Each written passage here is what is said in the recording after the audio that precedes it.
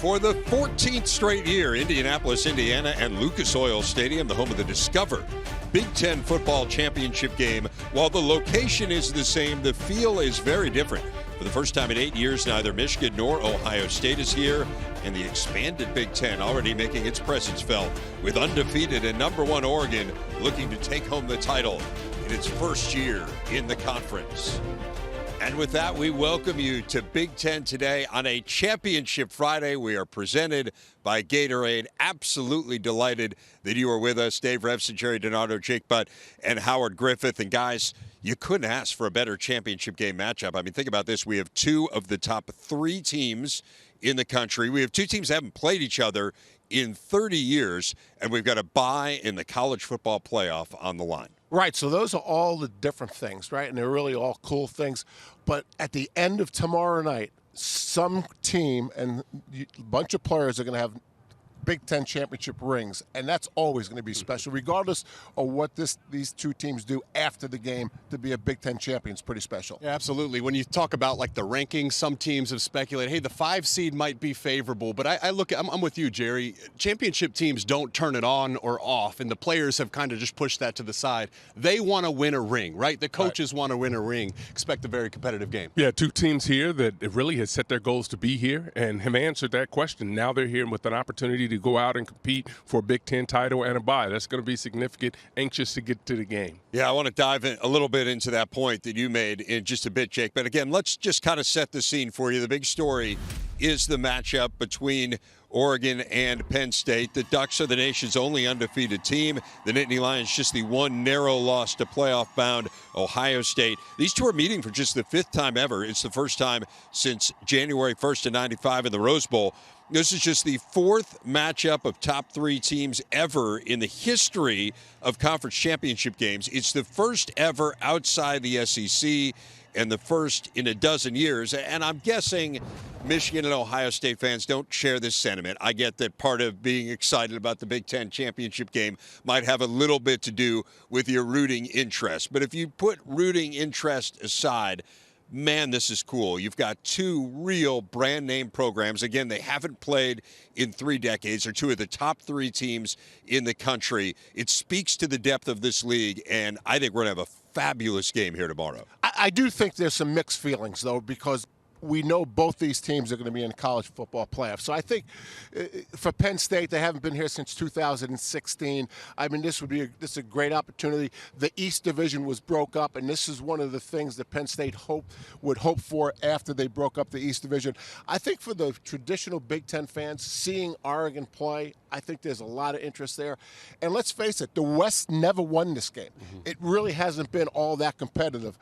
This is a competitive matchup, and I think we can look, if this game continues, we can look to the future thinking that there's never been as competitive Big Ten championship games as there's going to be tomorrow and as we go in the future. I'm completely with you, Coach. And, you know, you talk about you look at the past decade, the teams that have run this conference, really, it's been Ohio State, it's been Michigan, Penn State certainly as well. And I look at Dan Lanning. He's the slayer of hopes and dreams. Okay, he gets introduced now, new member of the conference, and what has he done this year? He took down Ohio State.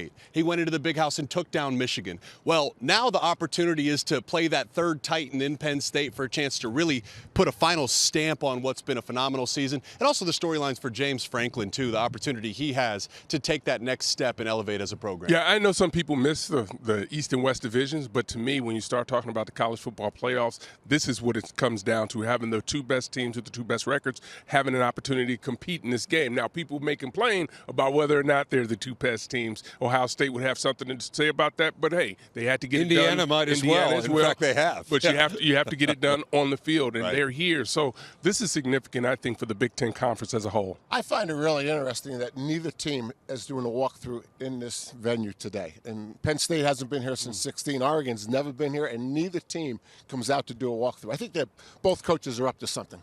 Yeah. You're always suspicious. You're the suspicious I think it's tricky motivation. There's something going on. Well, absolutely thrilled for this matchup. And you think about what it is a precursor to as well. Right now, it's so different, this path with the 12-team college football playoff. And yes, you want to win the Big Ten championship. You want to have that ring. But you know both of these teams see this as step one on the journey to a potential national championship. Remember, Oregon has never won a national championship. For all the success that they've had, it's been 38 years since Penn State has won one. So they are hoping that it will be a jumping-off point for both of them. Let's talk about the journeys for each of these teams. And Howard, you think about this year in college football, and it has been one that has been riddled with chaos. We talk about all of the upsets every single weekend. It feels like the sport is turned on its ear, except for Oregon. With everything that has gone on in college football this year, it has been relatively drama-free with the Ducks. You had the close game in Madison, a couple of early scares. The Boise State game certainly didn't play great against Idaho, but by and large, they have taken care of business. They've won every single game. So what do you make of the Ducks' relatively drama-free journey in a season of utter chaos? They would probably say there was some drama, particularly early when they were trying to figure out how to run the football, how to protect the quarterback. They struggled in that area. Come week 2, they still were struggling. Week 3 and 4, they started to hit a roll and really started to do some things, I thought, offensively that really put them to where they're at right now. And that's really getting rid of the football really well. Had some injuries on the defensive side. To me, this is a defense. When you talk about the guys up front that can make plays, when you talk about having a championship run, you've got to be able to have defense and defensive players who can step up and make those kind of plays. This is what Oregon has been able to do. This is a team that's continued to ascend the entire year. Yeah, this season's unique. It's just part of a larger theme of the changing landscape in college football. And, you know, we knew coaches were going to have to adjust with that in mind, just because of the length of the season, just because of the travel East Coast to West Coast, because of the injuries. And I just give a ton of credit to Dan Lanning, because part of this is keeping your team motivated and focused. How successful they've been this year. We got a chance to call the Oregon-Maryland game this year, and one thing that stood out is he's conscious of that. So he has a theme that he speaks to his team about every single week, that when things might get sticky, they can come back to that fundamental and that principle, and that's brought them here now, completing an undefeated season and a chance to really put a bow on it by competing for a Big Ten championship. Yeah, and I think it has a lot to do with their schedule, right? I mean, they got off to a slow start. We were all wondering if they are as good as what they were advertised, and then they beat Ohio State. The week after Ohio State, they beat Purdue 35-0. Now, Purdue obviously had a very bad year, but it was almost like they didn't have to play their best the week after the Ohio State game, and they could still win a game. Then, as you mentioned, Rev, they had the difficulty in Madison. And so the schedule has really favored a team that was supposed to be really good. Having struggles early and not losing is a really good thing for a really good team. They played 8 straight weeks, I believe, without a bye, right? Like, they went a huge chunk without a bye. That's exhausting. And then they finally get a bye, put it in, and have a nice win, for Dan Lanning, finally beating his rival in Washington to close out the regular season. But I think that's big. And as we talk about, the 1 seed versus the 5 seed to the winner or loser here, Oregon, they went so long without a bye. It's true for Penn State. That bye week is critical because of the length and the physicality of the season to keep your team fresh. Pretty fascinating to think about just how historic this year has been to this point for Oregon. I mean, we're talking about a program that has been very, very good, as we know, for the last 3 decades. They had only been number 1 for 8 weeks ever, and they've been number 1 for 7 straight weeks this year. What about on the other side with Penn State? The loss to Ohio State, the way that it went down on the goal line. This was supposed to be this new creative offense, and they bogged down late in that game. And there was so much hand-wringing in State College, this notion of kind of, here we go again. But they have picked themselves up. Obviously, they needed Ohio State to stumble, which the Buckeyes did. But Penn State has played well since that game, and now they find themselves on the precipice of a Big Ten championship. And again, no matter what happens here, they're going to be in the college football playoff. That has been an elusive goal. So what do we make of the Nittany Lions in this new expanded playoff era, getting to where people hoped and expected they would be? Well, more important than the playoffs is the East Division went away, right, which is all part of what Penn State had struggled with since the East and the West started. They lost control of their own destiny, right, once they lost to Ohio State. And so, to me, they've rallied since then. I think the 4th down drive couple weeks ago or last week, James Franklin calling off or fake punting in his own area and all that has really helped them and really been part of their journey. But again, it was all about their schedule. They lost to Ohio State, so they lost control, and then Ohio State obviously loses to Michigan. That's one of the benefits of the expanded playoff, too, is, with the 4-team playoff, you were walking on thin ice. You lose a game, and unfortunately, for the most part, your season was over. You knew early that your season was over. Well, they lost that game to Ohio State, and they knew that their season was far from over. And what it allows you to do is you never accept losing, but you can learn a lot from losing as well. You talk about that goal line stand that Ohio State had.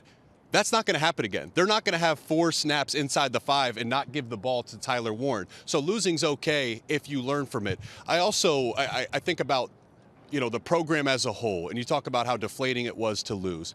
James Franklin, ahead of that Ohio State game, spent a lot of time talking to the media and the fan base. He knows they have to take that step as a program. Penn State has been good.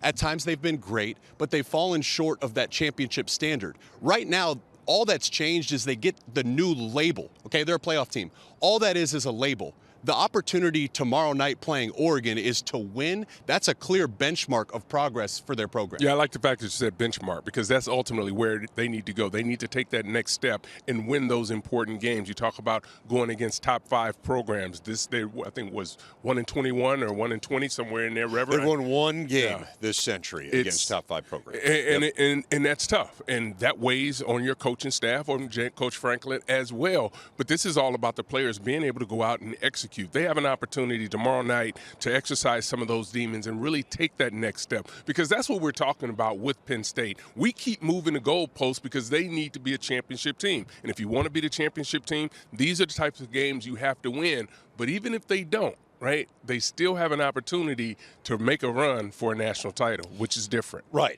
That is the difference, and I think that's a perfect segue into taking a look at this playoff bracket. Again, just getting a sense for what is at stake and maybe what isn't at stake here tomorrow. And here is the bracket. You look at, this is again based on the penultimate set of rankings, Jerry, which came out on Tuesday. Oregon, the 1 seed, but remember, those top 4 seeds go to the 4 highest-ranked conference champs. So Oregon must win to stay in the top 4. Were Penn State to win, they would be in the top 4. They are ranked 3rd, but they are seeded 5th. Again, no conference can have multiple top 4 seeds. It's something to remember. Penn State will get a bye if they win tomorrow. Ohio State is 8th. They would get a home game where that to hold. And Indiana is 10th. That would put them on the road. And Jake, I want to start with you because you brought this up right off the top. And this notion of, would you rather be the 1 seed or would you rather be the 5th seed? And again, you look at that bracket, and in this scenario, depending on what happens in the Big 12 and depending on what happens in the Mountain West, I think the 5th seed is pretty cushy. Oh, yeah. Right? I mean, you'd have a chance probably to play that Big 12 team, and then maybe you play Boise State in your second game. And I think most teams in a power conference would take those 2 games. It's interesting to have that debate about which you'd rather be. Would you rather be the 1 seed? Would you rather be the 5 seed? Now, Dan Lanning made no bones this week about saying you want to be the 1 seed. And he talked about the notion of, first of all, just playing 1 fewer game. Like, the goal is to win the national championship. If someone says to you, you're going to have to play 1 less game to win it, with all the things that could go wrong, I mean, losing first and foremost among them, but also players who could get hurt, the wear and tear on you. He made it clear that he thinks the 1 seed is far and away the better place to be. What say you? Yeah, I agree with him, and it is fair to look at it and say, like, that 5 seed, if you're speculating from a matchup standpoint, that's a favorable path on paper. Yes. On paper, the 5 seed is a favorable path. So that could be beneficial. But what's more beneficial? To me, the mindset of a champion trumps what potentially could be beneficial from the 5 seed. For Dan Lanning, for James Franklin, part of the question is do you empty your bag of tricks in this game? Or do you say, hey, listen, maybe the 5 seed isn't the end of the world. Do you pull out trick plays? Do you pull out a fake punt on 4th down? I think you do, because that's the mindset of a champion. Winning this game, not only it's 1 less game, Dave, but it's also another notch on the belt for your team, reinforcing the fact that you are capable of not just playing with the best teams, but beating all the best teams in college football. One of the things that jumps out to me, and we've gotten to this point, is roster management. in the depth of your roster. And you brought it up. You talked about playing in that game and the possibility of injuries and different things like that. I think that ultimately what we're going to see as this moves forward, the teams with the deepest rosters with guys who have contributed this year, whether on offense, defense, and special teams, I think have the true advantage and are able to go out and really be able to sustain what's going to happen out here on this football field. Because quite frankly, none of these teams know what to expect after tonight. Very few when you start to think about what you need to do from a roster standpoint. I find it interesting how this game impacts the seeding, right? If Oregon loses to Penn State, good chance they're a 5, right? So we've talked about the benefits of being a 5. What concerns me is if Penn State loses, there's 3 teams, Notre Dame, Ohio State, and Tennessee, that are not playing a game, that Penn State's already been ranked higher than them. And for that committee to think about putting Notre Dame, Ohio State, and Tennessee ahead of Penn State, if they lose the game, it supports the thinking that to come to a championship game and lose it, you get punished for getting to the championship game. I'll say this. The words that came out of Warren Manuel's mouth last week or earlier this week were those teams are already seeded and pegged. Right. Right. But relative to the – I mean, what he said is – go ahead. I don't want to interrupt your point. I'm just saying. My point was he felt like those teams were seeded. They were not going to be punished. What does that mean? We won't know until we see that. But Howard, he was reflecting the decision of the committee. I mean, he was the messenger. I think there's people on that committee that if Penn State loses again, they're going to look at Notre Dame, Ohio State, Tennessee, and say, I'm going to rank them above Penn State. Yeah, I mean, I think if Oregon loses, they're the 5 seed. With Penn State, I think they're the ones that have to worry. And yes, Notre Dame, I think, would be the obvious one. And again, they lost to Ohio State head-to-head. So then all of a sudden, if you're talking about a team that's lost twice versus but they've already been ranked ahead of those teams. Yeah. How do we know that Ohio State, Notre Dame, and Tennessee wouldn't have lost the game if they played tomorrow? Absolutely. And again, so I think you can get punished. No doubt. And this has been the discussion all along is what are you going to do? And with the SEC how are you going bias, to view? That's my concern for Penn State. How are you going to view the teams that lose these conference championship games? And no doubt we are going to learn something on Sunday.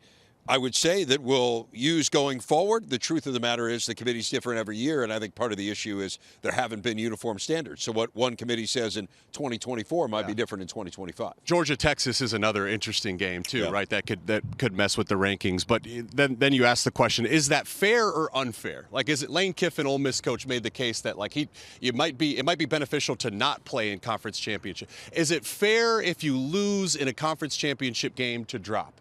We're going to find out, Jake. I mean, and I think it's if you don't show up when you have the opportunity, that's absolutely fair. You know, if you show up and play a very competitive game and the committee factors that in, we have to factor into it. But how do you know those other 3 teams would not show up on if they were playing? I can't control that though.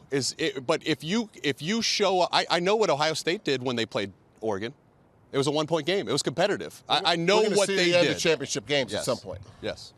Yeah. That's or a the different adjustment of discussion. seeding, Except for the money. or the adjustment of seeding and auto bids. I think that might be the better path forward. Right. I mean, that's part of it, right? I mean, I think part of the issue is if you had a true seeding, you'd be looking at this different. If you weren't saying the conference champs, the 4 top conference champs are locked into those 4 top seeds. Yeah. But if you said, we're just going to take this pool, conference championship will get you in, but it doesn't necessarily get you one of those top 4 seeds. Right. If you had a true seeding, I think that's probably the compromise. Instead of getting rid of championship games, that's a better answer. Yeah. Well, we'll see. We'll see going forward. I think put us in charge. All subject to that is a scary not putting you in proposition. Charge. Gabriel keeps plenty of space, and he's still going. Gabriel makes a move. He's gone. 27 yards. Touchdown Ducks. Just because he is on the football field, this guy's an unbelievable human, right? He's the kind of person that you want your boys to grow up to be. Yeah, I think Dillion means everything to this team. He kind of embodies this team. You kind of joke around outside of football, but when you're on the field, he'll turn that switch. Gabriel deep down the middle. Got it. Not the biggest guy, but he has the heart of a lion. He takes shots.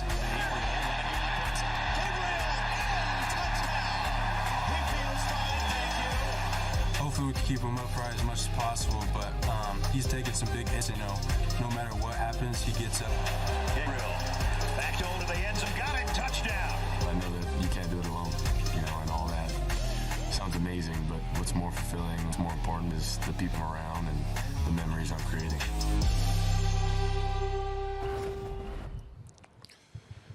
A lot of memories created in Dylan Gabriel's lone season in Eugene, the NCAA's all-time leader in touchdowns, responsible for led a high-powered Ducks attack. They topped the Big Ten in passing offense. They're third in scoring.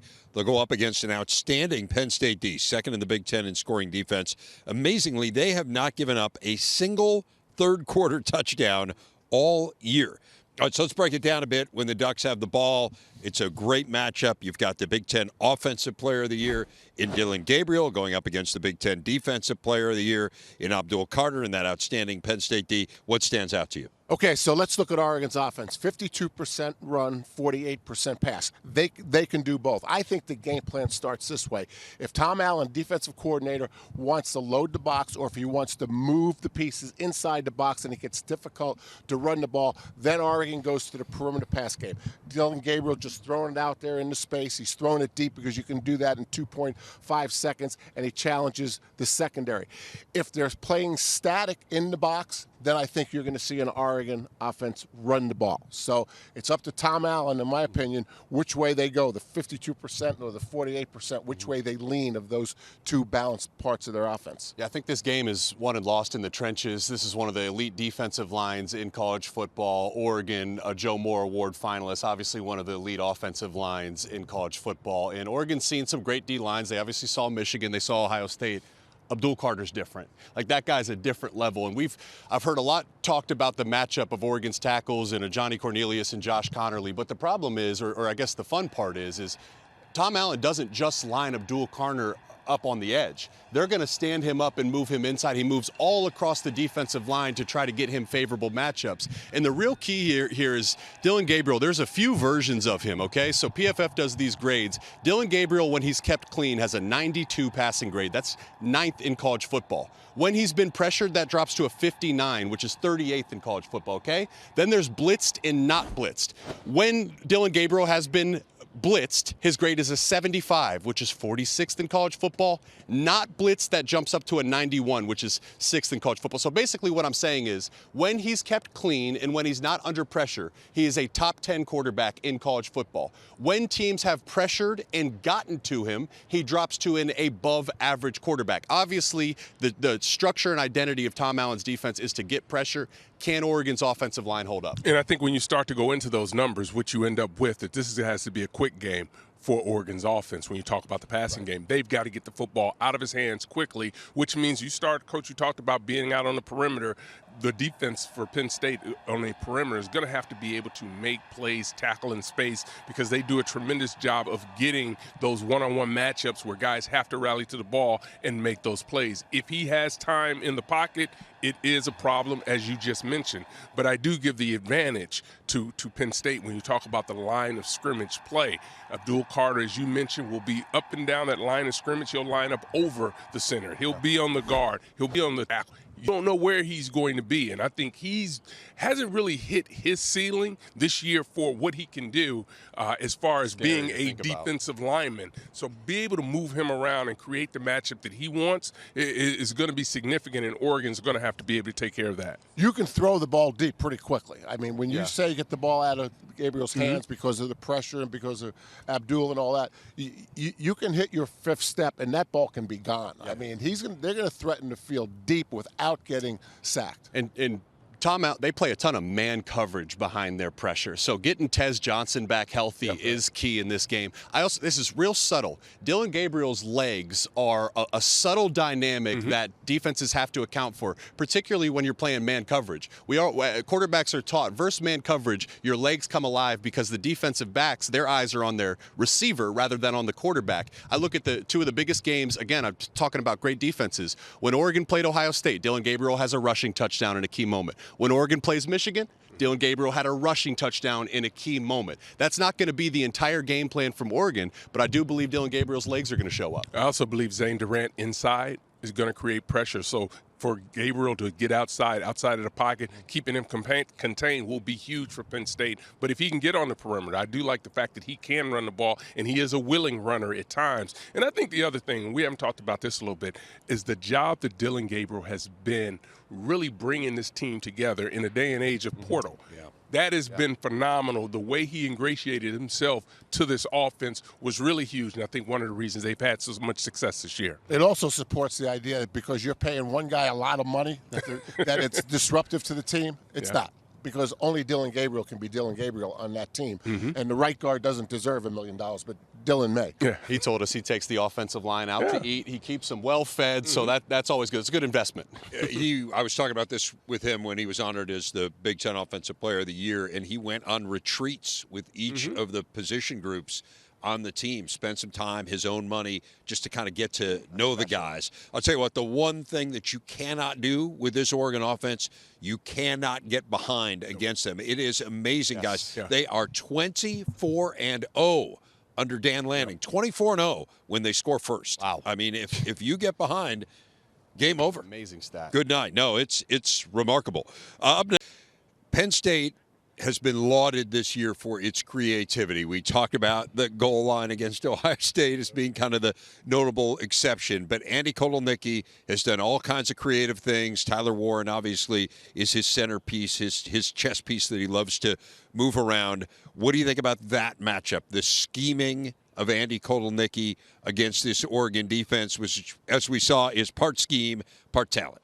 Right. I think the more scheme that they give Oregon, the better it helps Drew Allen, right? I think Drew Allen needs support really to be as good as he can be in the pass game. I think it's the Prabula mixing in, the Tyler Warren, where the heck is he? Getting Oregon's defense. You're going to see when Tyler Warren gets in the game or gets into different positions, all the defenses, they're going to all raise their hand. They're going to have some alert that says Tyler Warren is somewhere in this offense. So to help Drew Allen win the game, I think Kotelnicki's got to be at his best, and I think they've got to do a bunch of things with Warren. Yeah, another thing that another part of Kotelnicki's offense, it's the creativity, but it's also the tempo. Like they play at a really fast pace. So the key then is for the defenses that they're facing to be mentally prepared for that, to have blanket calls to anticipate that tempo. And I'm looking at we talked about Penn State's defensive line. Oregon's got the most underrated defensive line in college football. We do not talk about them like an elite unit. They are absolutely an elite unit. You got Jordan Birch, who Urban said 6'6", 290. That guy's a force. Then you got Uiagalelei on the other side, who's more of a twitchier pass rusher. He's elite. Derek Harmon is the most underappreciated interior defensive lineman. And then you got Tosh Lapoy, who is kind of the architect behind it all. Because what you saw on your breakdown there, Coach, was getting pressure when only bringing 3, but you show a look pre-snap that forces Penn State into a call, so you create one-on-one matchups. Again, I said the game will be won and lost in the trenches when Oregon has the ball. That's also true when Penn State has the ball. Yeah, I think one of the things that has to happen is you have to talk about being creative. Penn State, you also need to get some pre-snap reads to try to get an understanding of where these defensive linemen, where their help is going to be needed so that you can move to the line to the left or to the right. Those are going to be important pre-snap to be able to do that. I also believe that the backs coming out of the backfield along with the tight ends at times chipping and understanding where pressure is going to be coming from, because the easiest thing is to be a back and you feel like, okay, I've got a chance to get out into the route. I'm gone. Not against this Oregon team. You better be slow to go because you better make sure that your quarterback is protected before you get out into your route. Hey, Jake, I wanted to ask you, because sometimes stats are deceptive and sometimes they actually tell us something. Oregon has given up 360 receiving yards to tight ends this year. That is the second most of any team in the Big Ten. We saw Colston Loveland go over 100 yards against them. We know how important Tyler Warren is for this Penn State offense. Oregon is fabulous defensively. Is that a weakness, or is that just a stat that's just a number that isn't really reflective of anything, and we're talking about subtle differences and what, we're making too much of it? Yeah, it's a little bit of both. You mentioned the Colston Loveland accounted for a third of those yards you just mentioned. Well, that's what Colston Loveland does to most defenses, and that's Michigan's offense. They run through. But it's actually very similar because Penn State's offense runs through Tyler Warren. I think one of the keys is they don't have great size at their safety position. They don't have guys that are, Michigan's got a guy in Makari Page that's 6'4" at the safety position, so he matches up well with tight ends.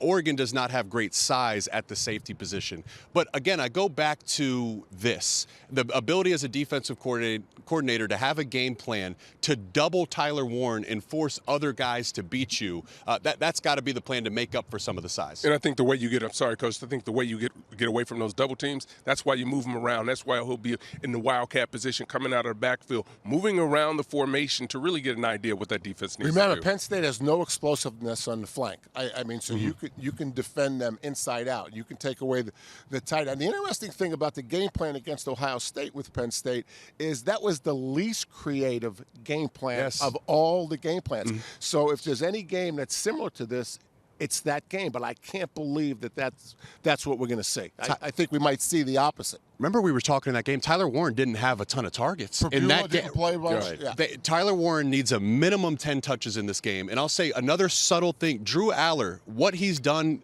running the ball this year, that's been a real small piece that has unlocked another element of the offense. You talk about that fake punt against Minnesota.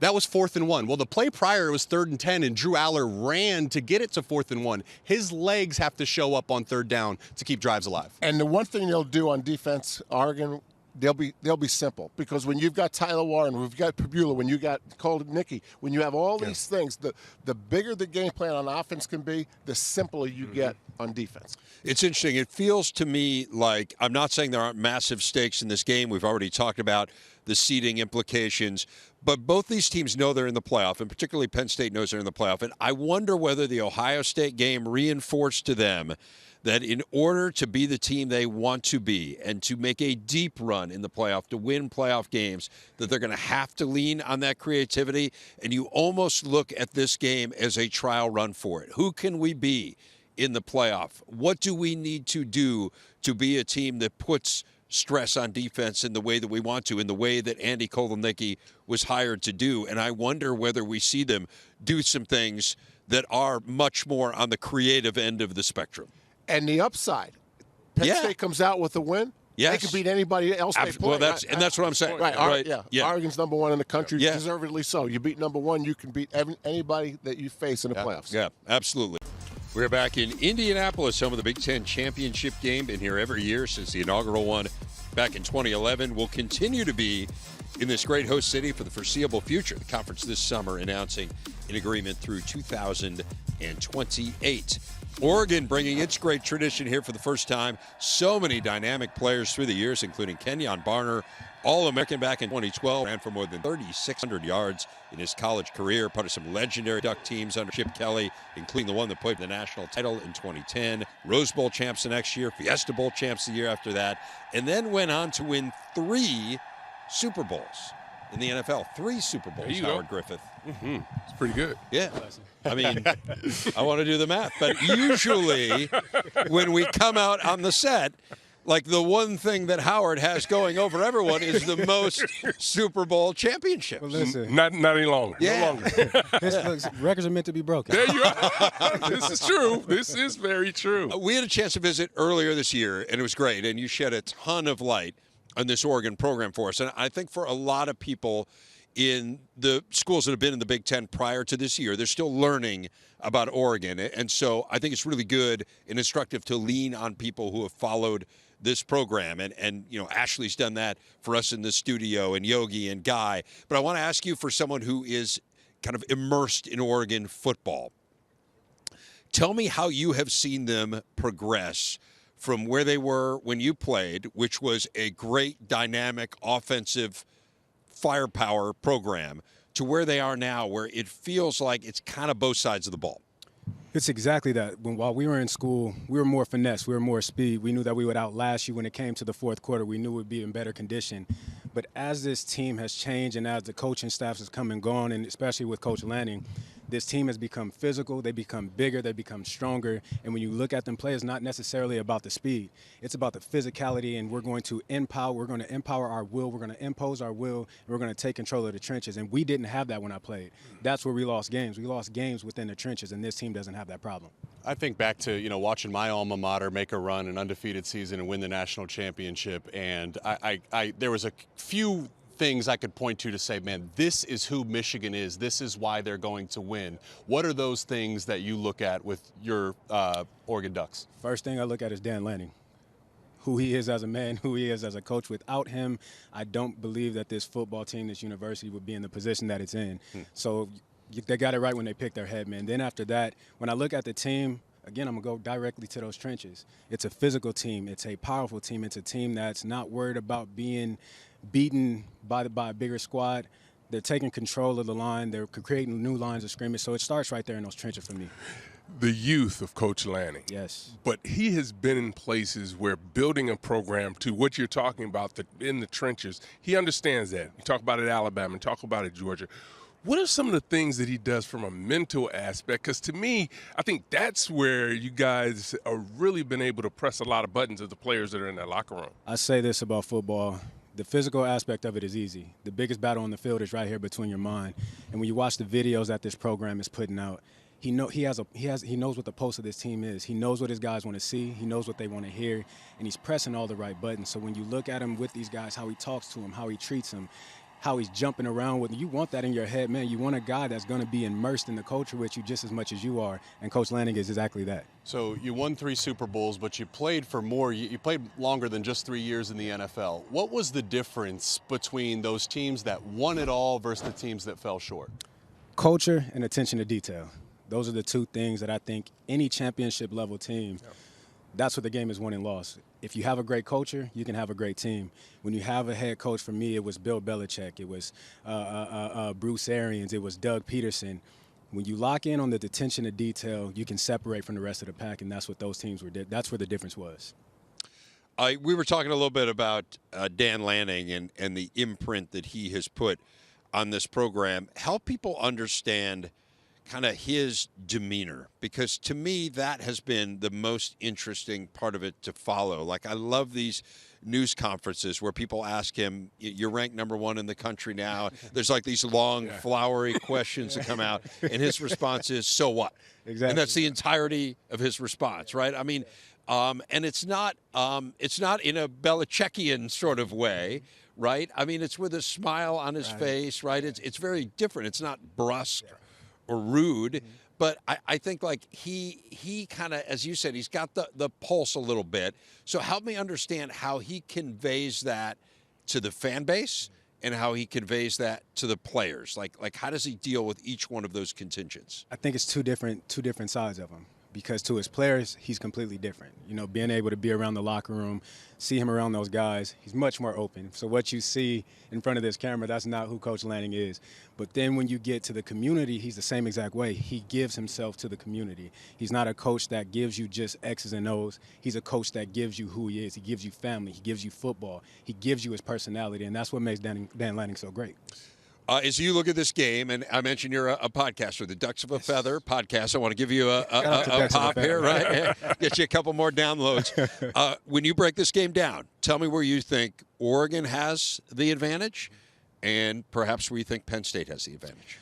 When I look at Oregon and watching Penn State play, where the advantage is at quarterback. I believe Dillion Gabriel is the most consistent quarterback in all of college football, and when you want to win football games, you got to start at that position. I think DG is one heck of a player. He's a leader. He's a guy who takes control of this team, takes him where he needs to be. And then when I look at Penn State, I'll start right there with Carter. If we can't control him, it's going to be a long day for the Ducks. It was easier said than done to slow you down, but you got a unique perspective. Penn State has 2 great running backs in Singleton and Allen.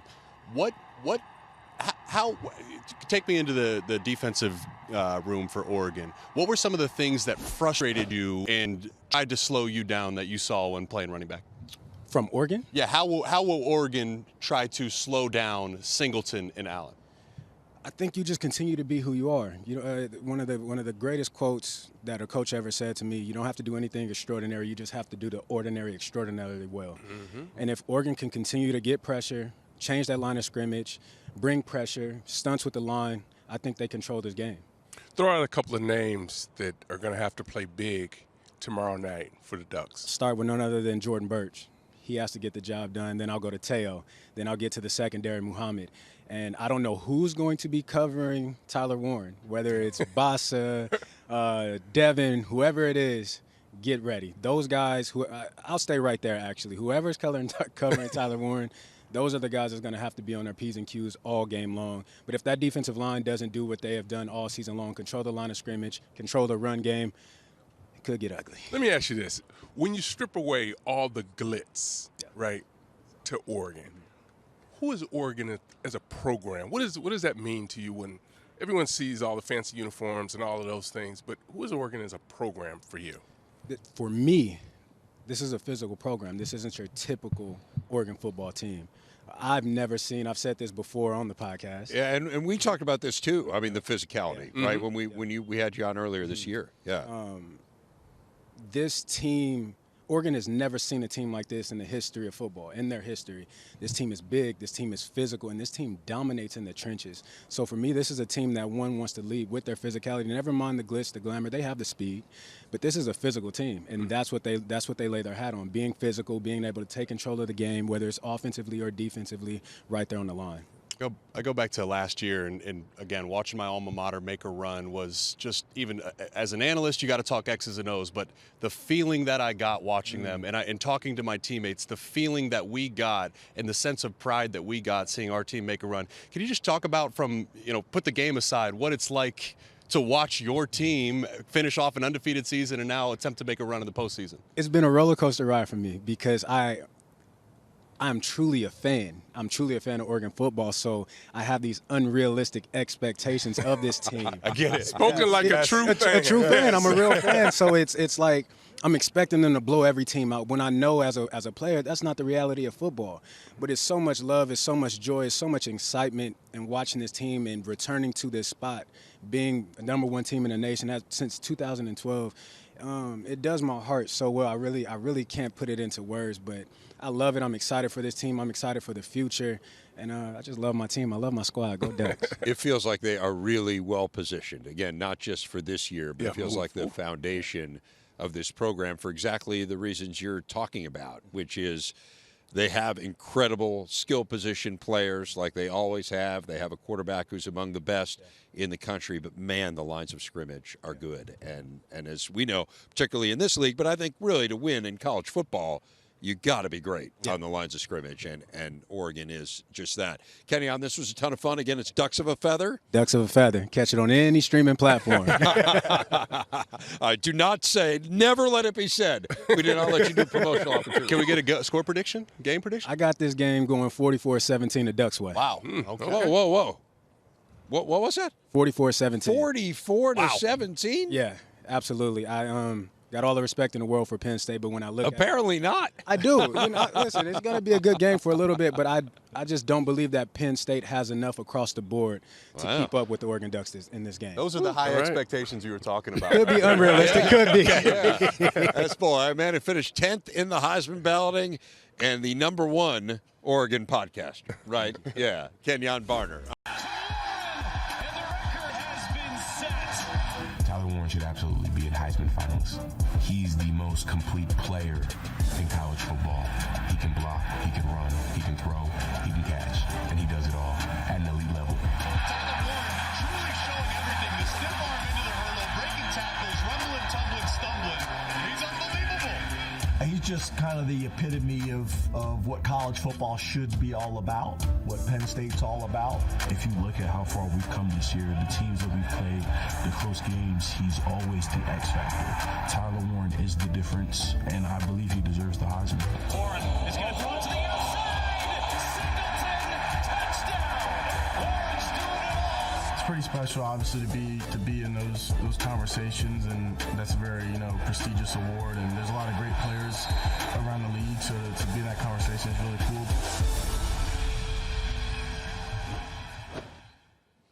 When it comes to creative utilization of one player, no one could touch what Penn State's done with tight end Tyler Warren this year. Been deployed all over the place offensively. Has put up some fabulous numbers, adding to his incredible career totals. Every single mark you see here is an all-time record for Nittany Lion tight ends. The nation becoming aware of Warren's versatility this season, but as we learn in this excerpt from The Journey, his hometown has known about it for years. I had some people when I was growing up telling me basketball is probably my best sport. Wide open. Tyler Warren, touchdown, Nittany Lions. But football is always kind of what I wanted to do.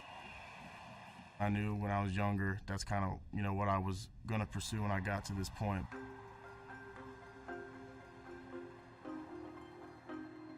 I'm from Mechanicsville, Virginia. It's about 10-15 minutes outside of the city of Richmond. I played baseball, basketball, football. When I got here, there was one kid on our roster who was a quarterback, but he had never taken a snap in a varsity game. So we were scratching our heads trying to figure out what we were going to do, and one of the assistant coaches said, "Yeah, your quarterback's next door at the middle school," which we kind of all laughed. He was like, "I'm serious. There's a guy over there, Tyler Warren, who's dunking in basketball games right now." It didn't take very long to figure out that Tyler was pretty special.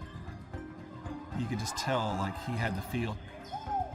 He obviously is a great football player, Tyler is, but he understood how to play basketball. So you knew that Tyler was going to be good. Tyler being a three-sport athlete, there's a lot on his plate.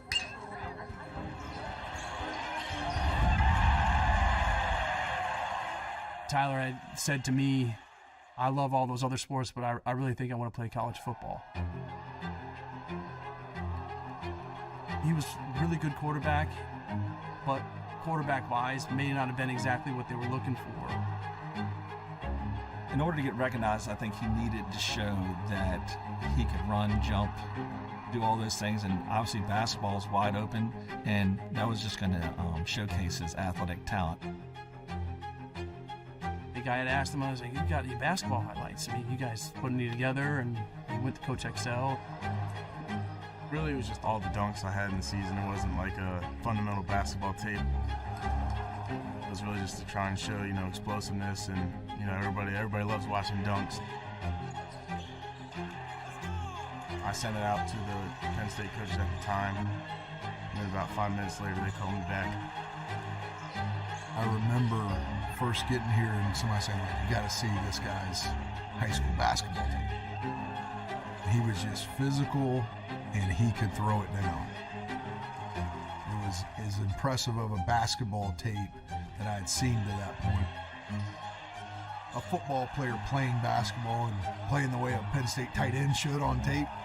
Really cool to see it. The highlight tape from basketball is really what sealed him and got him the offer from Penn State.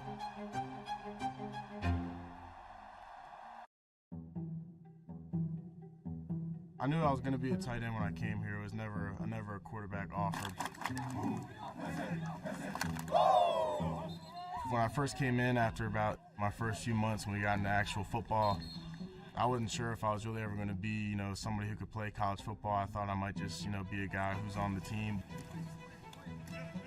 Nothing against quarterbacks, but they're not known to be the toughest guys, right? They don't want to be physical. They're never blocking. So there's definitely a learning curve for Tyler. To make the transition to tight end, coming from any position, receiver, running back, but especially quarterback, you got to develop the physical nature of blocking. You got to putting your face on people. It was a rough transition, realizing you're not stronger than everybody now playing college football. It definitely took me probably over a year before I felt like I was somebody who could, have an impact on the field. Open touchdown, Tyler Warren. A former high school quarterback turned tight end. It's definitely a mindset shift. It's something not everyone can do. Tyler made the switch and he's made it work really well. Warren keeps himself too strong up the middle. Tyler Warren. Knowing Tyler's versatility from his quarterback background. Warren is going to throw it to the outside. Touchdown. That allows us to expand his package into some of the things you've seen this year with him playing quarterback. It's going to be Tyler Warren, who threw a touchdown last week. Go over the top. Touchdown. Warren can do it all. He's a Swiss Army knife. He can block, run, pass, catch. He can do everything. He does it at an elite level. That's the ultimate weapon. And now Drew Aller as a receiver again and it's going to be a double pass. Aller loads, fires deep. Got it! Touchdown, Penn State. Tyler Warren snapped the ball, and then he caught the ball. You don't see that very often. A center catching a touchdown pass. He was always talented, but now, I mean, you talk about college football across the country, this is a name that people talk about. Warren's doing it all this afternoon. When I first got here, wasn't something I would see myself being a starting tight end at Penn State, which is, a really prestigious spot to have. I'm glad that this has been my journey, and I wouldn't change how it's gone. Tyler Warren, touchdown.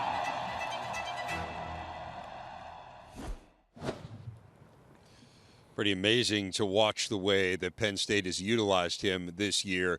And I think we have to say, and we heard the Penn State players talking about whether or not Tyler Warren should win the Heisman Trophy. I think the truth of the matter is he would need to do something extraordinary here tomorrow to win the Heisman Trophy. It's probably going to be Travis Hunter or Ashton Jeanty. That being said, Howard, there is a case to be made for the most versatile and probably the most important offensive player on the number 3 team in the country to at least warrant a trip to New York. Make the case here for Warren. Yeah, I think without a doubt, when you think about the struggles of this offense going back to last year and even earlier this year, once he became integrated into this offense and they started to move him around and really force the ball to him, this offense really started to open it up. Whether it was the run game, the pass game, he's the type of player that you have to be able to account for everywhere he's on the field because he can make so many plays. And then all of a sudden you put him in at the wildcat position, he can just do it all. And he's a guy that without question, he's one of the best players in college football. And you talk about the versatility,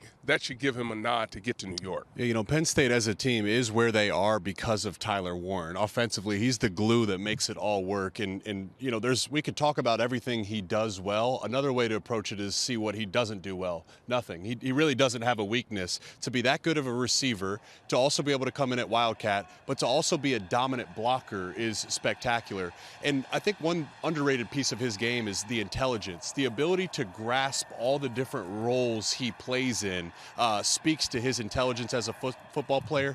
And how about the selflessness too? Catches a pass against Minnesota, could have, got a touchdown and decided to go down in that moment. You listen to his teammates talk about him. He's beloved in the locker room. Yeah, I can't add to anything that you two guys said, but, for the people that maybe don't know this, the Heisman voting is broken down geographically, and I'm a voter, and I have always felt like a guy like Tyler Warren is why it's broke down geographically. I feel like there's an obligation by a voter that if someone in your area that's not really nationally known, and Tyler Warren is probably the best example since I've been a voter, that he has a place somewhere on your ballot. And that's what I think Tyler Warren does for the Heisman Trophy. Because I can tell you what, the people in the SEC country, they don't know everything that Tyler Warren's done. And there might be someone in the SEC country that is similar to Tyler that we don't know about. So as a voter, we always have to remember what part of the country we represent. It will be interesting to see if he shows up on some of those ballots. Was on all the ballots for Big Ten Tight End of the Year, won that award. And on the other side, you've got the Big Ten Quarterback of the Year and Offensive Player of the Year in Dillion Gabriel, putting up fabulous numbers, second in the nation in completion percentage, 4-to-1 touchdown to interception ratio, the all-time leader in quarterback starts in FBS history. And Jerry, he has a compelling Heisman case as well. I mean, we think often of the Heisman, it's become largely a quarterback award, and it's often the quarterback of the number 1 team in the country, and that's Dillion Gabriel. Yeah, no doubt. This is a lot different, obviously, than Tyler Warren. Dillion Gabriel's got the numbers. He's got the team. He's playing the position that's been awarded to the Heisman Trophy so many more times than most other positions. He's a natural. He'll certainly be in New York. It'll be interesting where he falls 1, 2, or 3. I mean, best player on the best team in college football. There's the case. Also, I think we talked about it earlier. You know, the transfer portal and all the newness, the stability he's brought to this offense with how complex they are, all the stuff they put on his shoulders. It's really remarkable. I also like the fact that he uses his legs. And really, the last thing is maybe he's been hurt because of how good he's been. You know, they've dominated teams to a point where it's almost been boring at times. He hasn't needed a Heisman moment, He hasn't right? needed it, exactly. He's just almost been too good. But clearly, you know, best player on the best team, that's all you need to say. Yeah, you think about his career numbers, right, are just gaudy. Staggering. Right? So, I mean, he may be in some ways a victim of his own success because he's just expected to be able to put up these numbers. But I think when you drill down into it and just the intangibles, the way he's been able to galvanize and bring this team together, just getting there and not being, you know, spending his career there, but he's done it like he's done that before. But he absolutely deserves to be there. And you just think about where this team is right now and where they've been ranked for most of the year, and that should give him an opportunity to get to New York. And you have the variable always of how many players actually get invited to New York, and so it's kind of hard to predict it in that way. It feels like Gabriel has a really good chance to be there. But again, you have one more game here to state your case. Maybe there's a Heisman moment, to your point, out here tomorrow, Jake, and we'll find out. But both these guys certainly have had phenomenal seasons that merit large-scale recognition.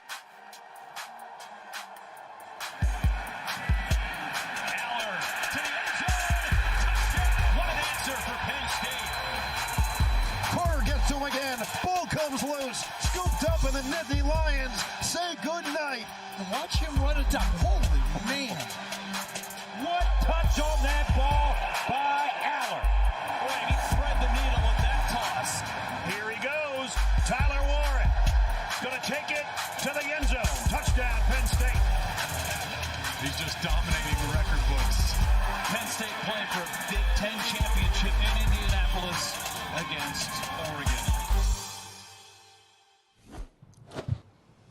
Second Big Ten championship game appearance for James Franklin. They've had 6 10-win seasons in the last 9 years.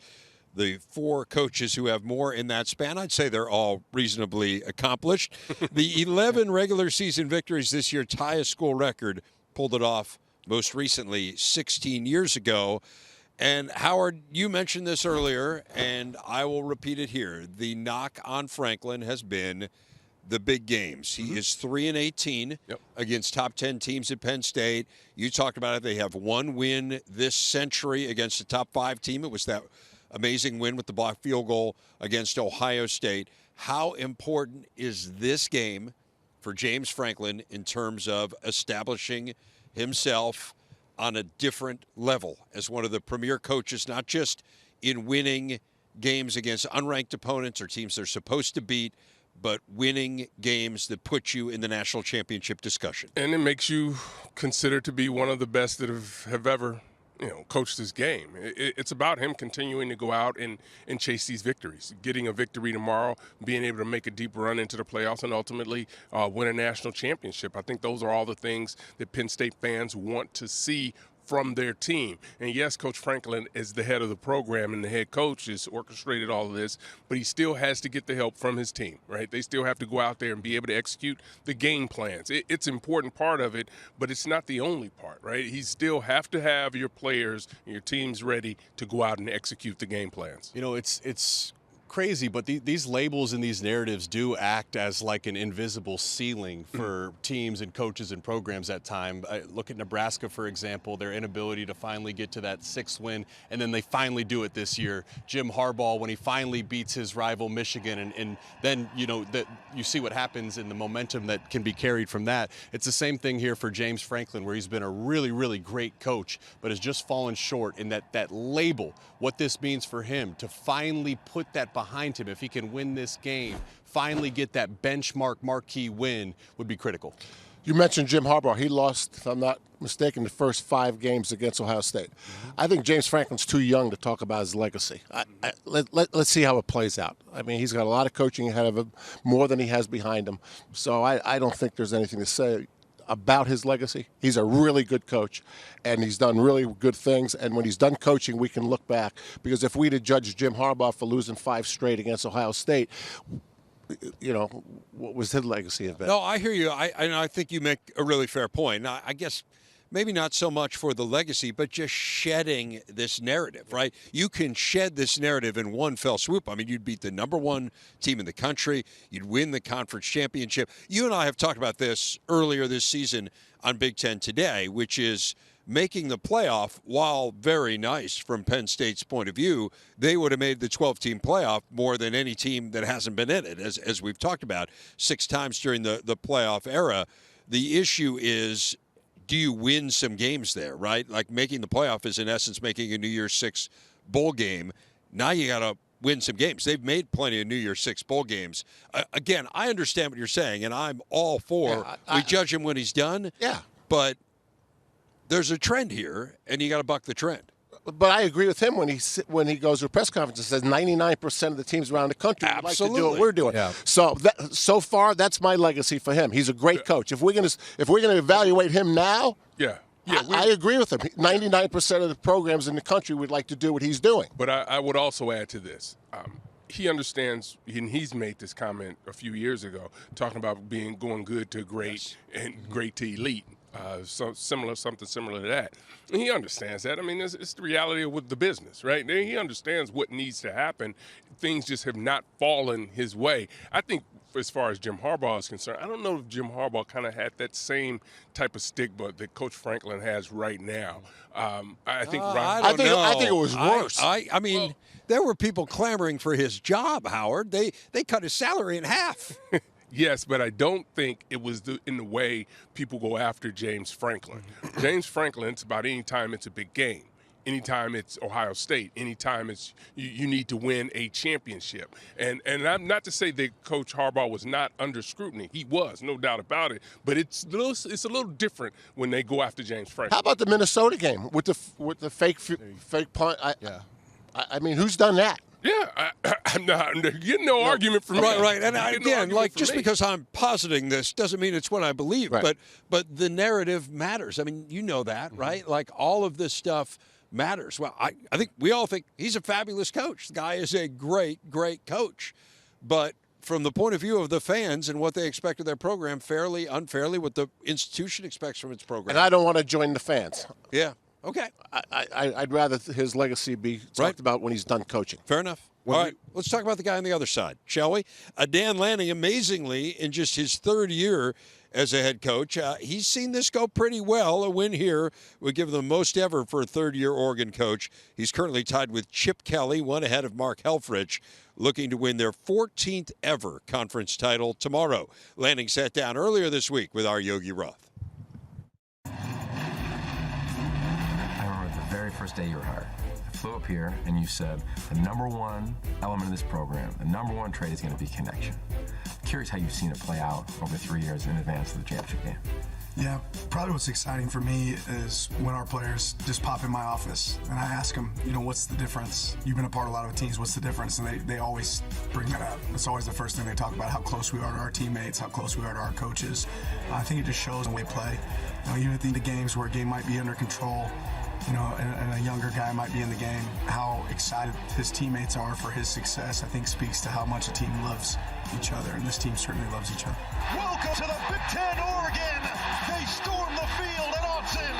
You also referenced that the most connected teams, they show up at their best when times of adversity show themselves. Yeah. Do you have a memory of this season as you look at the schedule? We had a couple of those. Yeah, what jumps to mind? Just the calm within the chaos. I feel like we try to replicate a lot of things in practice that we feel like will show up in a game, but it's never the same.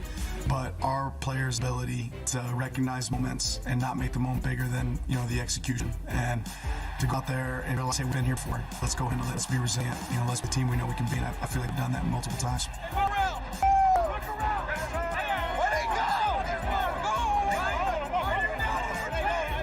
Okay, so let's talk about moments, because you walk into this room feel like every Monday, and you have a moment and a theme gets dropped for this team, and they're amazing, right? Whether it's "Are you not entertained?" Whether it's "The noise doesn't matter," it's a heavyweight fight. Where do you find the time? Like, how do you ideate on what the message and theme will be? A lot of it started this summer. You know, I sat down, this guy that works with our program, Corey Schaefer, him and I kind of sat down and mapped out what we felt like within the moment each week that we're playing. What are some things that could show up in that moment? And then adjustable and adaptable too. You know, we've had themes that we've had ready to roll and decided that's not the one to roll with when we got into a certain week, because you got to be able to read your team and adjust. But try to plan it out this summer and then see if it fits, and then continue to adapt as the season goes. I believe an axiom in coaching is that if you're willing to take risks, you know that your team can handle the inverse of success. Is that fair for you and your coaching style with this team this year? I think what's fair to say is that I know our team has my back, right? And they know I have their back. And, you know, we're willing to go put it all on the line in those moments because we know that at some point we're going to have to take care of each other. And our guys have continued to show that. Connection was one. Growth, of course, growth mindset has been a huge part of this program. I hear you say that, and that's exactly what I think about, is this team is not afraid of the other side of the edge. Is that fair? And then how do you gauge that as a head coach? I think the biggest thing that we probably preach a lot to our team and our coaches is self-awareness. You know, I don't think if you don't know your weaknesses, you can never make them strengths. And our guys are really receptive to hearing, you know, constructive criticism, to figuring out what are we not great at, and then understanding that we're going to incorporate that into practice, we're going to incorporate that in meetings, and make sure that we can take weaknesses and make them strengths. But if you can't ever acknowledge what's not strength, what's weakness, you're never going to be able to grow. And that's for everybody in our program. Like, what do we have to get better at? How can we improve? And we have a group that does that. I love it. Going to the doctors, right? Going to the doctor. Gabriel looking to take advantage of the deep ball. Jumps in the bucket, touchdown! Strength is quarterback. For sure. One of any on this team.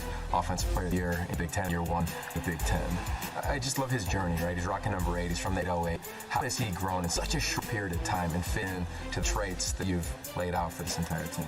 Yeah, what Dillion did an incredible job of is when he got here, it wasn't about demanding, it was about connecting. You know, whether it's going on a retreat with the offensive unit, you know, whether it's having guys over to his house for dinner, or spending fellowship with a teammate or even a staff member.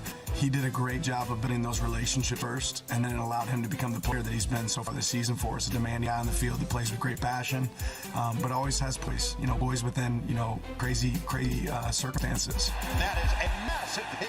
Uyunglele lowered the shoulder. Toughness, another one of those that you laid out. There's a version that you see when guys are running through people. We've seen that. Bryce Betcher, Mateo Uyunglele and company. There's also in between your ears. There's a toughness that's necessary. How has this team grown in both of those areas around that word? Yeah, I think, everyone thinks of physical toughness. And I think the mental toughness is the part that's more important, right? To understand that, the path that you want to lead and the result that you want is going to require great mental toughness. And our team recognizes that. And we all need reminders, right, in moments. But if it's hard, it's probably worth it, right? And our guys have done a good job.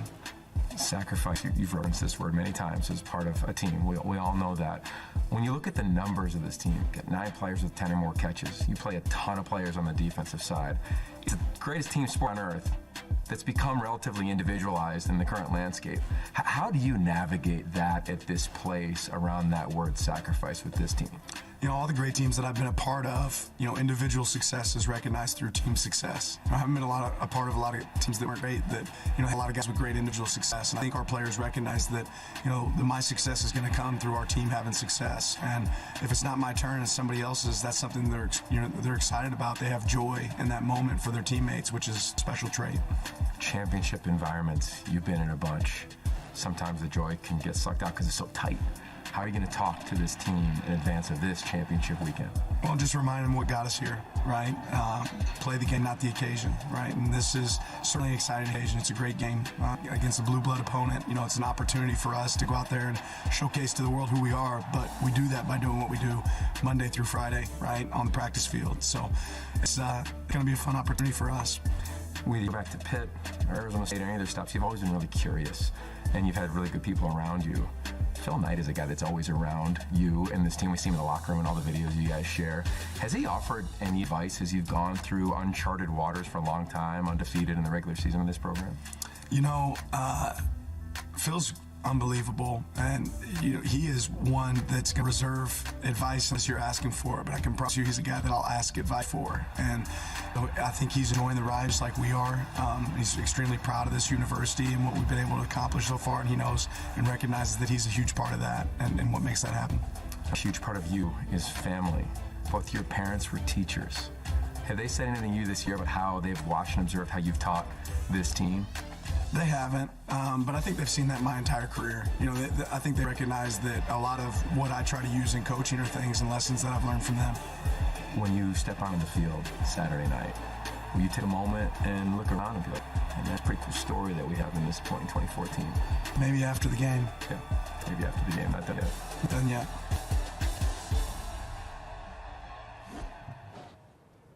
Jerry, I know you are a student of coaching. You obviously did it at an extremely high level for a long time, and you're always fascinated by how different coaches comport themselves. What has stood out to you this year as you've studied Lanning? When you watch him, you think the players really like playing for him, and I think that's important. At a place like Oregon, he has all the resources he needs. He's a great X and O guy. And again, a word of caution: there's nothing permanent in this profession, right? And so he has the makings of perhaps one of the best coaches that have ever coached a game. That also puts him at risk of getting fired and not being a head coach very long. I mean, it's just the world that people like him live in. But you could see that the players like him. He's got Nike behind him. It's the complete package. It's just what he's going to do with it. Again, this is a young guy who, to judge his coaching career now is insane. The duties of a head coach have changed, and X's and O's, that's a minimum, but now you need to be a fundraiser. Now you need to be a CEO, an attractor of talent to fill out your staff. You need to have energy to do this every day because it turns over every single year, and it comes at a time where Saban, who was the face of college football, has moved on. Jim Harbaugh back in the NFL. Who's the face of college football? Very well could be Dan Lanning. I remember at the Big Ten media days, we were all talking about it like, man, this guy could run for public office and would get voted. I mean, he is just an impressive guy across the board. Of course, a great football mind. The opportunity he has starting tomorrow night and then going forward into the playoff is to really solidify himself as the face of college football. I think one of the things when you think about your favorite teachers that you had growing up, they really were able to interact with you and really make you feel like you were a very important part of the lesson and what you wanted to do there in your life.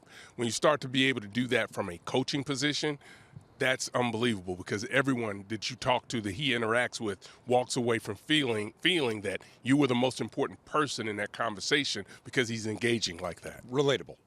He's very Absolutely. relatable. He's got a great demeanor about him. To your point, Jerry, it's early in his career, but man, the early returns are really promising.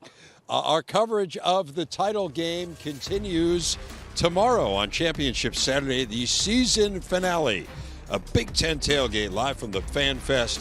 The fun begins at 2 p.m. Eastern Time. That is 11 a.m. Pacific. Wrapping things up here on Big Ten today. One more look at the playoff bracket. You got 4 Big Ten teams in as of Tuesday. Almost certainly 4 will be in on Sunday. The one tenuous spot in this bracket seems to be Alabama. A Clemson win over SMU would give the Tigers an automatic bid, and then you'd have that debate between the Mustangs and the Crimson Tide. But Indiana, as the 9th-ranked team, the 10 seed, they certainly seem safe. Let's go through all these Big Ten teams, just get a sense for what you guys are thinking playoff-wise. I think we've already covered Oregon. They're obviously the number 1 seed. If they win, it feels like if they lose, they wouldn't drop below that 5 spot. Yeah, most interesting how they play tomorrow. For Penn State, obviously, they're trying to upset a team. This is the favorite team. It's always curious how they react when you're in the situation of the favorite in the championship game. And the amount of eyeballs that will be on this game tomorrow. There's a ton of eyeballs.